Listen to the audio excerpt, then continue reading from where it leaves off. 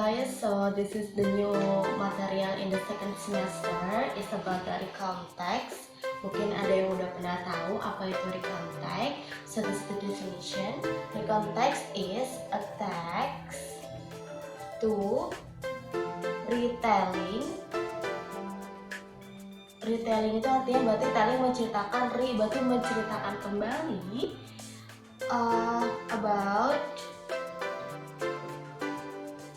past story or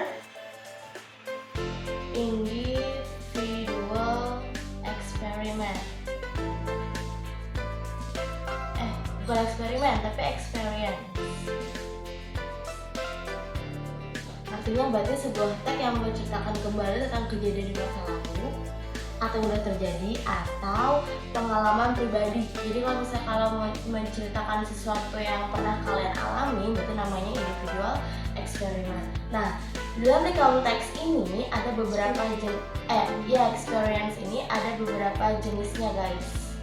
Oke, ini adalah kinds of recount text atau jenis-jenis dari si recount text ini. Yang pertama itu ada namanya personal recount text. Personal recount text itu apa? Yang namanya personal, it's mean berarti dia menceritakan pengalaman pribadinya sendiri. Atau dalam bahasa Inggris berarti namanya telling about individual experience. Maksudnya itu kayak misalnya menceritakan si ceritanya penulis, kan sebagai penulis kalau misalnya kalian mau menceritain pengalaman kalian atau kejadian yang pernah kalian alami, berarti maksudnya ke jenisnya yang personal recount text. Yang kedua ada namanya factual recount text. Factual recount text yang namanya factual, jadi ada kata fact, berarti artinya adalah fakta.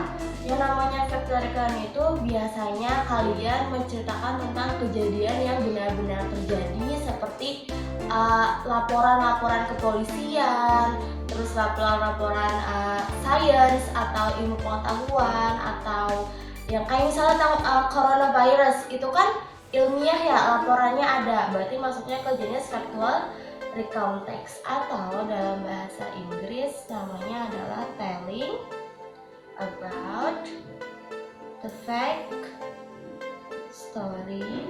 Nah, contohnya itu yang kayak tadi, as criminal report or science report. Biasanya kalau yang laporan cuaca kayak gitu maksudnya ke factual recount. Yang ketiga atau yang terakhir ada namanya imaginative recount text. RT ini maksudnya bukan rukun tetangga ya, guys, tapi recount text. Imaginative ini berarti menceritakan tentang pengalaman orang lain atau past story. Kalau pengalaman pribadi namanya personal recount, kalau pengalaman orang lain yang kalian tulis namanya imaginative recount text. It mean itu bisa berupa kayak biografi, itu kan pengalaman orang lain yang kalian tulis. Nah, kalau pengalaman sendiri personal recount text, itu bedanya. Oke, ini adalah yang kedua atau yang B, namanya generic structure. Kalau tadi yang A kita belajar jenis-jenisnya biar kalian paham. Terus yang kedua kita akan belajar susunan dari si recount text ini, gimana sih caranya kita bikin recount text yang baik sesuai dengan ada dalam bahasa Inggris. Itu yang pertama ada yang namanya orientation. Yang namanya orientation ini bisa berupa atau memberikan informasi, giving ini sangat penting banget karena di sini masih tahu ada what, apa sih mau kalian ceritain, terus ada where, di mana kejadiannya, terus ada when, kapan sih kejadiannya, terus ada who, siapa pelakunya.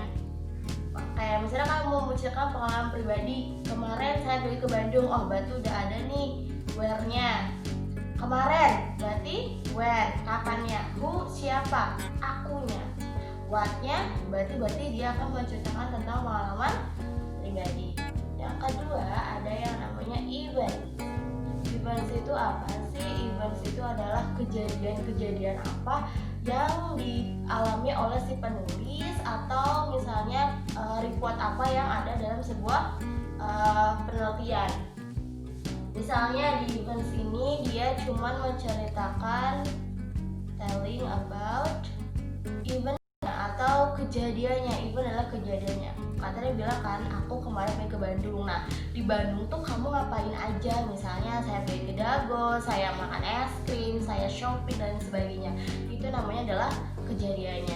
And the last, setelah kita ngasih tahu kita kemana, kita ngapain aja, terus ada yang namanya reorientation.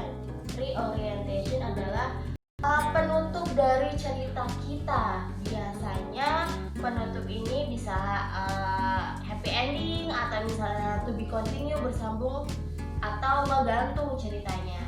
Kalau dalam bahasa Inggris berarti summary all the events. Summary all the events or story. Nah, kalau misalnya summary atau conclusion dari semua cerita kita itu balik lagi ke penulis. Nah, ini untuk recount teks, apa yang dimaksud dan jenisnya, gimana cara bikinnya, strukturnya. Nah, untuk pertemuan besok kita akan